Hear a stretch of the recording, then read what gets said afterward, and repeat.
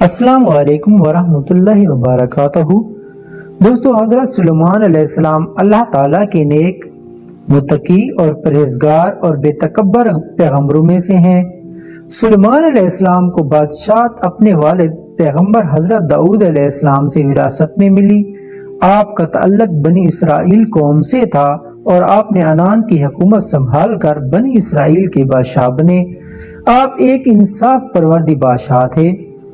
حضرت سلیمان علیہ السلام نے اللہ تعالیٰ سے دعا کی کہ اے پروردگار، اے رب تعالیٰ، مجھے بہت بڑی بادشاہت عطا فرما۔ تو اللہ تعالیٰ نے حضرت سلیمان علیہ السلام کو تمام مخلوقات جیسے انسان، جانور، چرند پرند اور جنات سب کو آپ کے تابع کر دیا۔ اللہ تعالیٰ نے جتنا وسیع و عریض ملک حضرت سلیمان کو عطا کیا، اتنا کسی اور جن و بشر کو نہیں دیا۔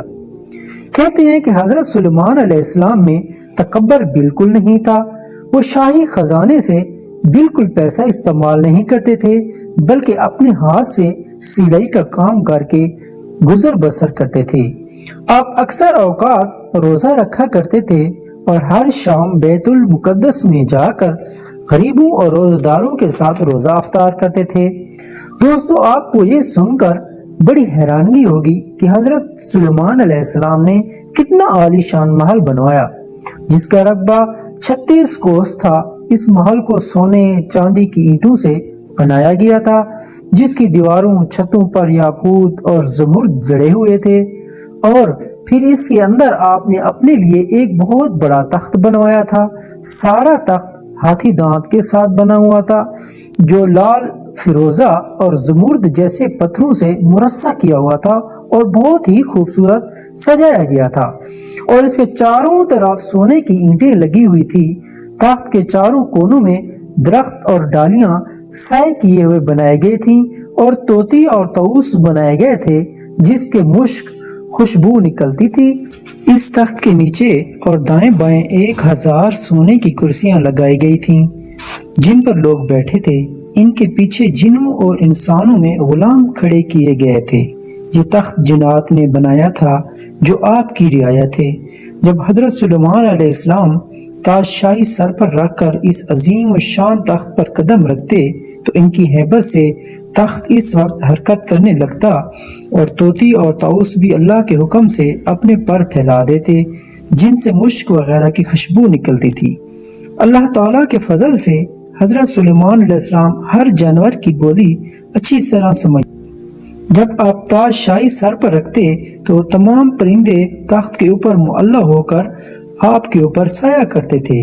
جس مکان میں تخت سلیمانی تھا، اس میں کئی محرابیں تھیں جہاں عابد اور زاہد لوگ اللہ تعالیٰ کی عبادت کرتے تھے۔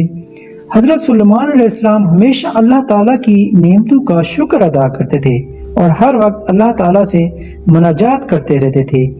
آپ پورے عاجز انکساری کے ساتھ اللہ کے حضور دعا کیا کرتے تھے، یا الہی، میں درویشوں کے ساتھ بھی شامل ہوں اور بادشاہوں کے ساتھ بھی، صرف یہی ہی نہیں بلکہ میں پیغمبروں میں بھی شامل ہوں اور پیغمبر بھی ہوں۔ اے میرے مالک، میں تیری نعمتوں کا کہاں تک شکر ادا کروں۔ اللہ تعالیٰ نے ہوا کو حضرت سلیمان علیہ السلام کے تابع کر دیا تھا۔ جب آپ اپنے عظیم الشان تخت پر بیٹھ کر تخت کو چلنے کا حکم دیتے تو تخت اتنی تیزی رفتاری سے چلتا کہ آپ ہزاروں کوس کا فاصلہ چند منٹ میں طے کرتے۔ آپ صبح کو ایک شہر اور شام کو دوسرے شہر میں ہوتے۔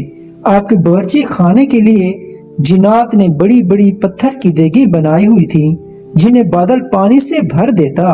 ان دیگوں میں روزانہ کئی ہزار اونٹ اور کئی ہزار گوسفند پکتے، اور اللہ تعالیٰ کی مخلوق صبح سے شام تک اس کے لنگر کو کھاتی رہتی۔ اور سلیمان علیہ السلام کے لیے جنوں اور انسانوں، پرندوں میں سے بہت سے لشکر جمع کیے گئے تھے اور ان کی الگ الگ درجہ بندی کی گئی تھی، یہاں تک کہ جب وہ چیونٹیوں کے ایک وادی میں پہنچے تو ایک چیونٹی نے کہا، اے چیونٹیوں، تم سب اپنے اپنے بلوں میں گھس جاؤ، ایسا نہ ہو کہ سلیمان علیہ السلام اور ان کا لشکر تمہیں بے خبری میں روند ڈالے۔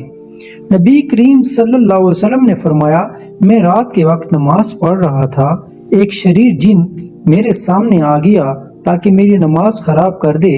میں نے اللہ تعالیٰ کی توفیق سے اس پر قابو پا لیا اور میرا جی چاہا کہ میں اسے مسجد کے کسی ستون سے باندھ دوں تاکہ تم سب اسے دیکھ سکو۔ پھر مجھے اپنے بھائی حضرت سلیمان علیہ السلام کی وہ دعا یاد آ گئی جو انہوں نے اللہ تعالیٰ سے مانگی تھی کہ مجھے ایسی حکومت عطا فرما جو میرے بعد کسی کو لائق نہ ہو۔ میں نے اسے ذلیل کر کے چھوڑ دیا۔